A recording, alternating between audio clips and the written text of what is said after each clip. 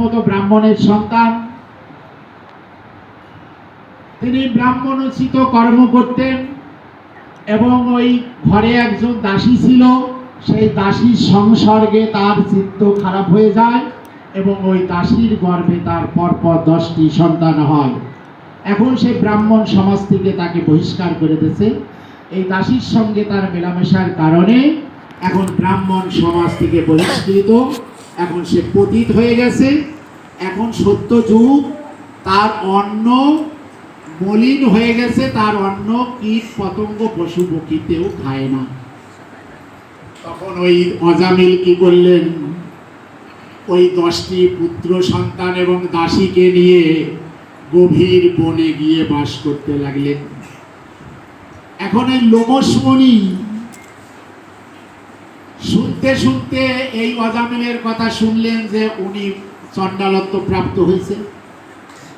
এখন ওই বনে গিয়ে অজামিলের কুঠিরে উপনীত।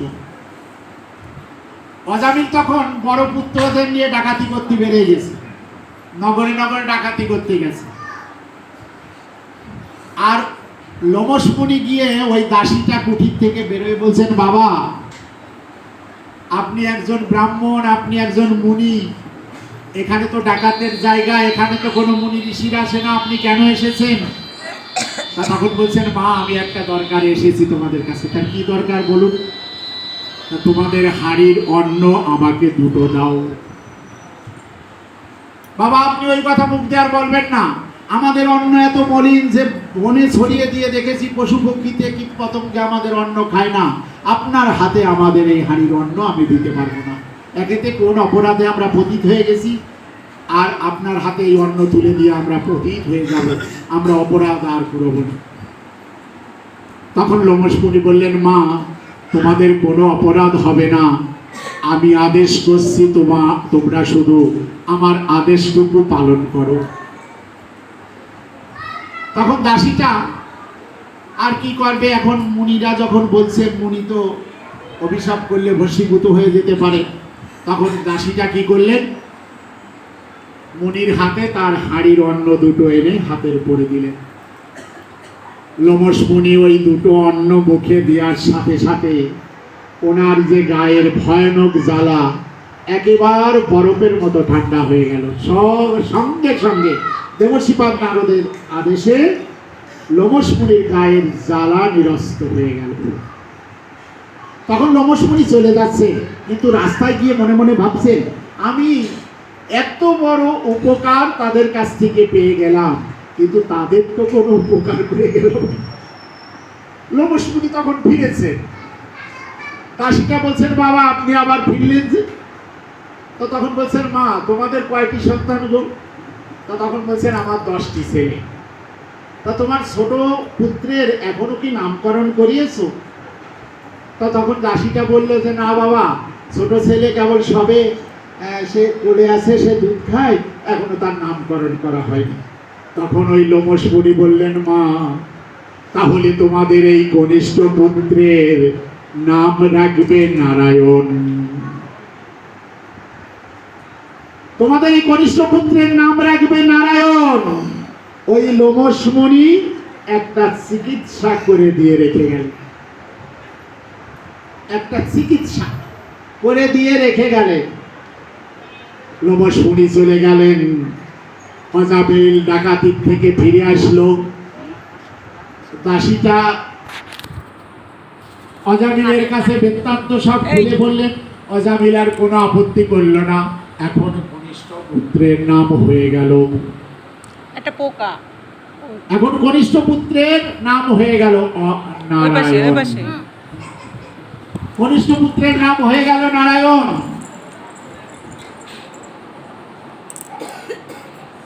কনিষ্ঠ পুত্রের নাম হয়ে গেল নারায়ণ। এখন অজামিল অন্তত দিনে 2 বার 4 বার তো নারায়ণের নাম করে।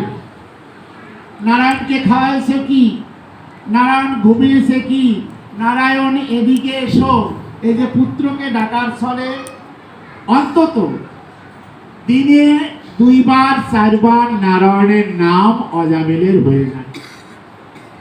এদিকে কি হলো, অজামিলের বয়স হয়ে গেছে, অজামিলের মৃত্যুকাল উপস্থিত।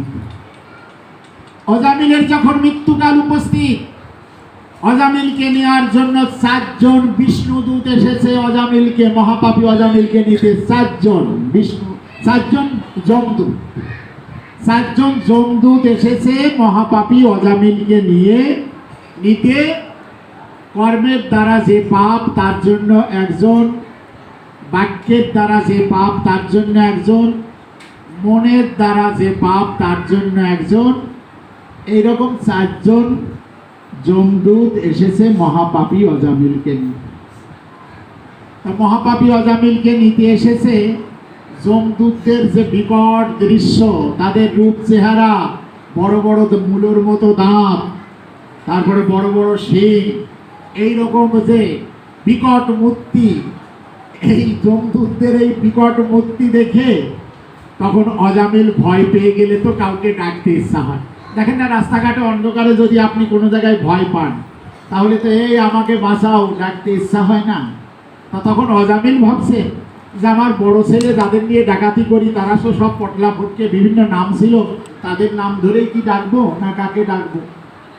কিন্তু ওই যে অজামিল দিনে 2 বার 4 বার নারায়ণের নাম করতো, ওই নামের কৃপা, আর লোমসমণি কৃপা করে নারায়ণ নাম রেখে গিয়েছিল ওই সাধুর কৃপা। তাই সাধুর কৃপা, নামের কৃপা একসঙ্গে মিলিত হয়ে অজামিলের ইচ্ছার বিরুদ্ধে অজামিলের মন থেকে হলো যে না, পটলা ফটকে বড় ছেলেদের না ডেকে ছোট ছেলেকেই ডাকি। নাম ভাবছে যে অজামিল তো এখন চলে যাবে, এরপরে আর তাকে কৃপা কখন করব? এখন তো চলে যাচ্ছে, যাকে শেষের দিনেই আমি তার কৃপাটা করে রাখি। তখন নামের কৃপা, সাধুর কৃপা একসঙ্গে মিলিত হয়ে অজামিলের ইচ্ছার বিরুদ্ধে মুখ থেকে বেরোয় এলো, নারায়ণ আয়। এদিকে বৈকুণ্ঠে উঠে গেছে মহাপাপী অজামিল, মৃত্যুর সময়ে নারায়ণ আয় বলেছে। মৃত্যুর সময় যেই নারায়ণ আয় বলেছে, বলার সাথে সাথে 4 জন বিষ্ণুদূত এসে হাজির। বিষ্ণুদূতরা এসে দেখছে যে যমদূতরা বসে আছে শিওরে। বিষ্ণুদূতরা জিজ্ঞাসা করতে, এই তোরা কে রে? কেন আপনারা চেনেন না? ওই যমরাজ, ধর্মরাজ যমরাজের দূত আমরা। তোরা কি জন্য এসেছিস?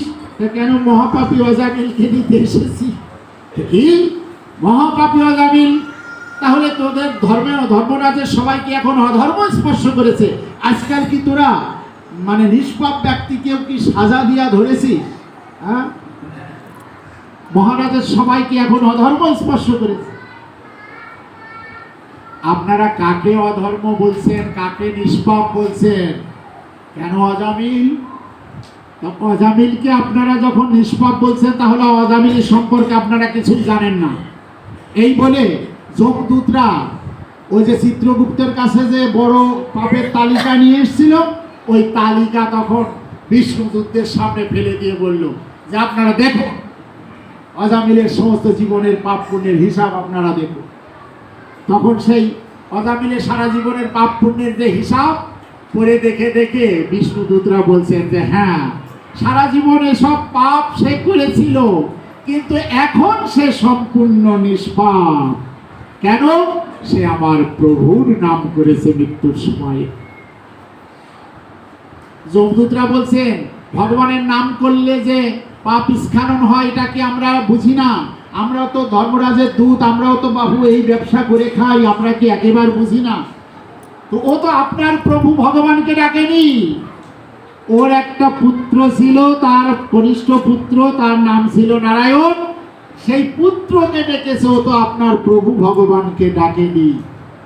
যমদূতের কথার উত্তরে বিষ্ণুদূতরা বললেন, সে যাকেই ডাকুক, সে পুত্রকেই ডাকুক আর যাকেই ডাকুক, সে যেহেতু আমার প্রভুর নাম করেছে মৃত্যুর সময়ে, অতএব এখন সে সম্পূর্ণ নিষ্পাপ। এই বলে বিষ্ণুদূতদের সঙ্গে কথা কাটাকাটিতে আর যমদূতরা পেরে উঠলেন না। তখন প্রায় বিতাড়িত হয়ে যমদূতগণ চলে গেলেন যমালয়ে ক্রোধান্বিত হয়ে। বিষণ্ণ বদনে ক্রোধান্বিত হয়ে চলে গেলেন বিষ্ণুদূতরা। এদিকে ক্রোধান্বিত হয়ে যমদূতদের কাছে ধর্মরাজ